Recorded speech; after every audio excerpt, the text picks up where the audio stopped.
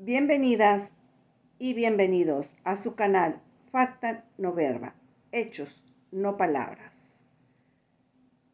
Los hechos de los derechos humanos en México. Historia contada por una activista defensora de los derechos humanos, incorporada al mecanismo de protección a defensores de derechos humanos y conductora de su canal Facta no Verba. Esta historia es muy larga, por lo cual la vamos a dividir en capítulos. El primer capítulo lo vamos a denominar Antecedentes de los Derechos Humanos. En México existe y se crea una oficina en la Secretaría de Gobernación en el año de 1990. A partir de 1990 al 92 se empiezan a crear las comisiones de derechos humanos en todos los estados de la República Mexicana.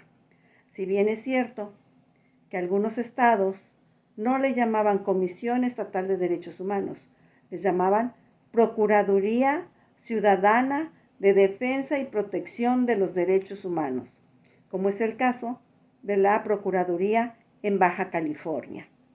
Es la primera que se establece en toda la República Mexicana como el organismo que va a defender los derechos humanos. Y la última en constituirse en su Congreso es la Comisión Estatal de Derechos Humanos de Baja California Sur. Para esto, el día 28 de enero del año 1992, hacemos una fiesta a todos los mexicanos. ¿Por qué? Porque se eleva a rango constitucional los derechos humanos. Se crea la Comisión Nacional de Derechos Humanos y se establece en el artículo 102, apartado B, que la Comisión Nacional de Derechos Humanos va a tener, entre algunas características, personalidad jurídica y patrimonio propio. Y luego su primer presidente de la Comisión Nacional de los Derechos Humanos, paz descanse, el doctor Jorge Carpizo MacGregor. Es rector de la Universidad Nacional Autónoma de México, de la UNAM. Bueno, voy a contarles qué son los derechos humanos.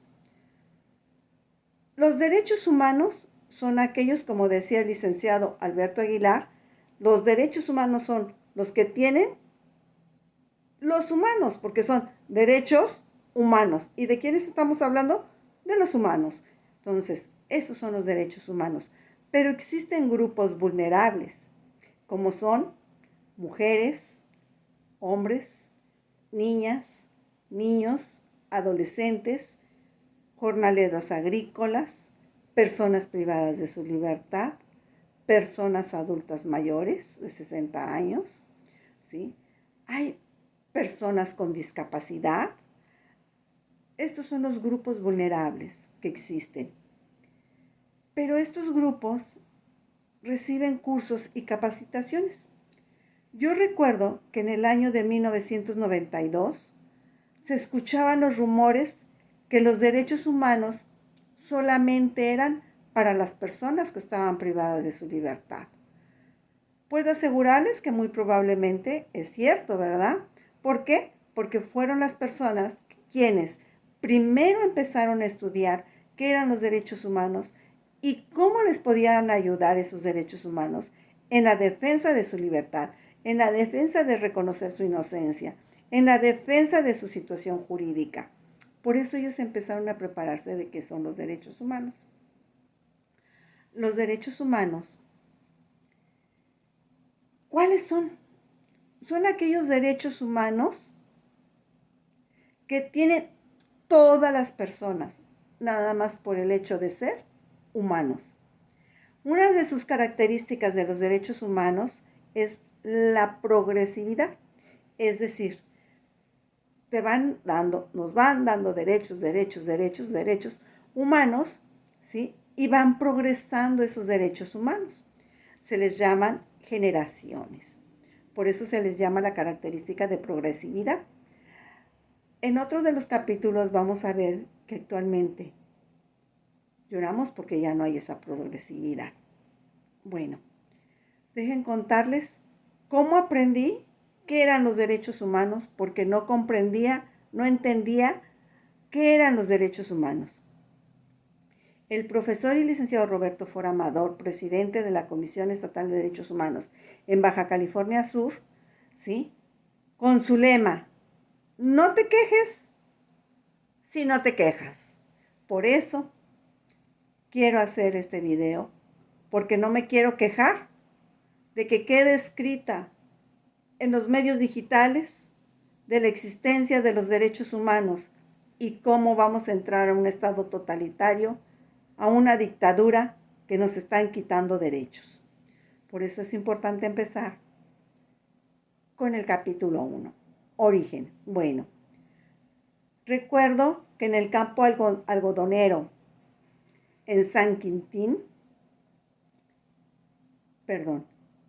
es un campo agrícola, el campo agrícola en San Quintín, municipio de Baja California, trasladaron a personas jornaleras a Michoacán, pero se fueron de San Quintín a Tijuana, Tijuana, Tecate, y Tecate llegan a La Rumorosa para llegar a Mexicali. Pues, lamentablemente, el camión que trasladaba a esas personas que son jornaleros agrícolas, lamentablemente, en La Rumorosa, pierden la vida. Luego entonces el profesor y licenciado Roberto Fora Amador nos decía, ¿existe alguna violación a los derechos humanos? Y nosotros decíamos, no, porque los jornaleros